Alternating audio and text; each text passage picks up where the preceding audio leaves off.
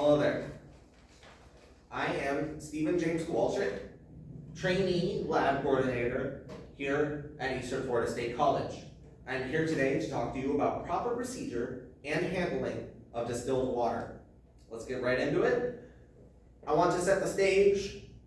Here are some learning objectives that we expect all of you to understand by the end of today's presentation. First, we want you to be able to define what is distilled water and what is its job importance. Second, we want you to describe why proper distilled water handling and procedure is important. And finally, we want you to be able to identify the steps of proper distilled water procedure. Now, you might be saying, what is the purpose of this training? Well, lab assistants and lab volunteers, that's all of you, deal with distilled water on this job often. And we want you to be properly trained in its procedure. A very common scenario that ends up playing out is a lab assistants and lab volunteers that don't know any better, despite the labeling of many of the distilled water bottles to not fill them with tap water, will fill them with tap water anyway. In this situation, Kimberly is filling a distilled water bottle with tap water. As we will establish later, this is not proper procedure. Us, the lab coordinators, will then show up like, Kimberly, why would you do that? You have ruined our school's reputation by improperly following procedure. Kimberly will then say that she did not know the proper procedure. Well, with this training, we will now be able to say that Kimberly is able to know better. We want all of you to never have to make this mistake again, because you will all know better. Distilled water is used in various parts of our job, including filling up squirt bottles in the laboratories, filling up the DI carboys and their associated stations. It's also used in filling the autoclave, and finally, it is used for creating mixtures for chemistry setups. Now, you might be thinking, well, what exactly is distilled water? Why is it so different from tap water? Why is it important for me to not use tap water and instead use distilled water? Well, let's explain the process. Distilled water is water that has been boiled and then cooled down. We can see the original process for creating distilled water here. Water is boiled, turned into steam, sent through a tube with cold water in it, which cools it down, and then it turns back into a liquid, and there's your distilled water. Now, you don't actually need to know how to do this because Eastern Florida State College has a water purification device, but it is important to understand the concept, to understand why distilled water is different from normal water. This process has the benefit of removing things that exist in all other forms of water. What are those things? Well, it's chemicals, it's minerals, and it's metals. Now you might be thinking, well, people drink tap water all the time, and they're fine. Obviously, these three things are in trace amounts and do not actually matter. Well, as lab coordinators, it does matter. And why does it matter? Because we work with the sciences, and distilled water is used for science for two very important things. First, DI water is a control element. When you're doing an experiment, you want to be able to test for variables. DI water, or water in general, you don't want to have to account for variables in it. You want it to be that stable control element that you can count on in your experiments. Additionally, DI water does not affect the outcome of experiments. Those trace amounts of minerals, chemicals, and metals that we were just talking about, those actually do have a tangible impact on experiments. And thus, because as a college we are a center of learning, we do not want students to have to worry about these trace amounts when they're trying to learn important lessons about science. Now, why is proper DI handling important? Well, the first is the Stericycle requirement. Stericycle is a company that concerns itself with the discarding of hazardous waste. And when it comes to biohazardous waste, there are strict sanitation requirements that must be followed so that way no illness is passed on from biohazardous waste. Part of the procedure of the sanitation process is that biohazardous waste is sanitized in the autoclave with DI water. Following the procedure requires DI water to be correctly placed and the procedure that we are going to list later to be followed. Next, I want to point out that the college is legally liable for any improper stericycle procedure. If anyone gets ill due to any of these procedures not being properly followed, Eastern Florida State College is liable for that. Next, I want to talk about the autoclave pictured here, the requirements of that. Now, the autoclave uses steam, much as the way as the distilled water process, to kill microorganisms. Those microorganisms include bacteria, viruses, fungus, and spores, all of which can cause illness. The sanitation process only works by steaming water free of contamination.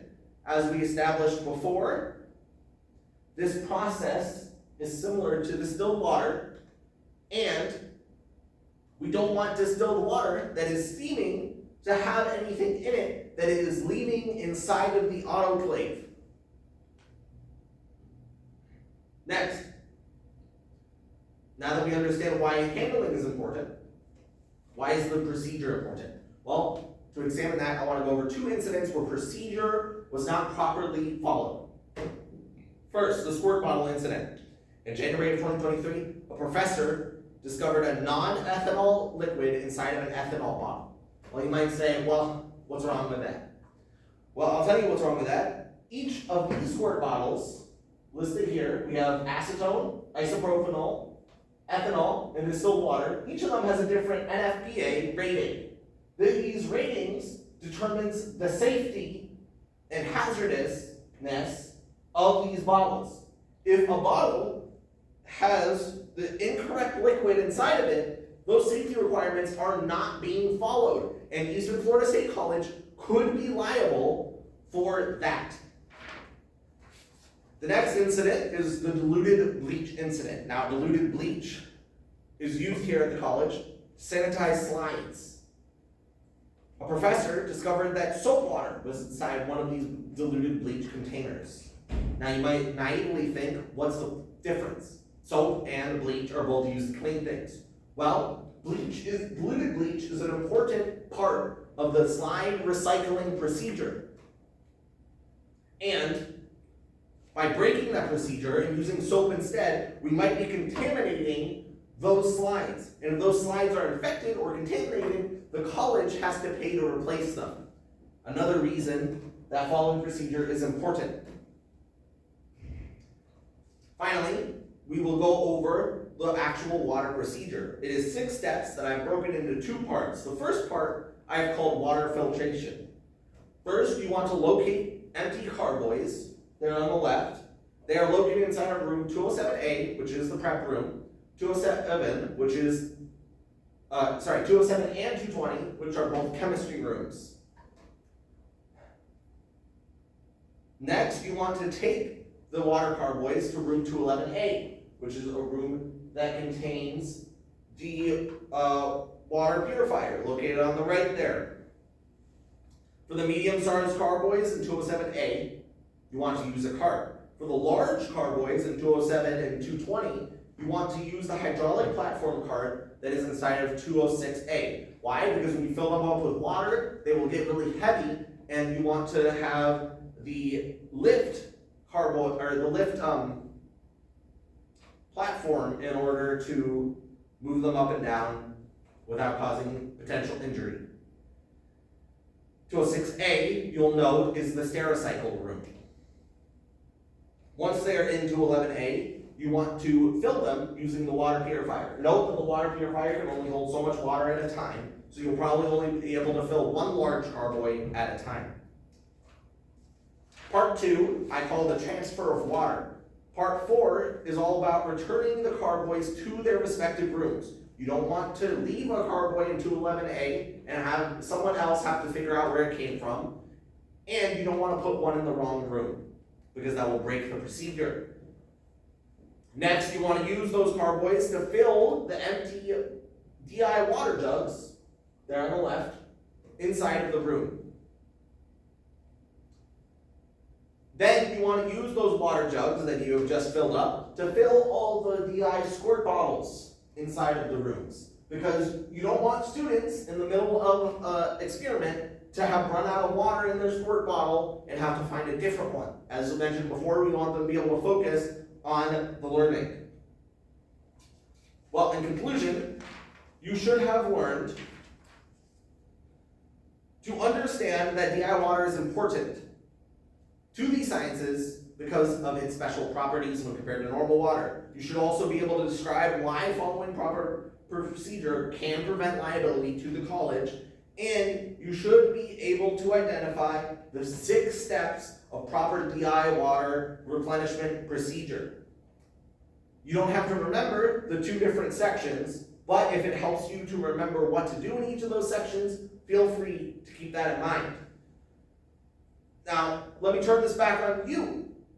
Now that you know this procedure, if you see any empty DI carboys, jugs, or squirt bottles, you should be able to go to the step of the procedure and then refill those bottles properly in order to prevent breaks in the procedure.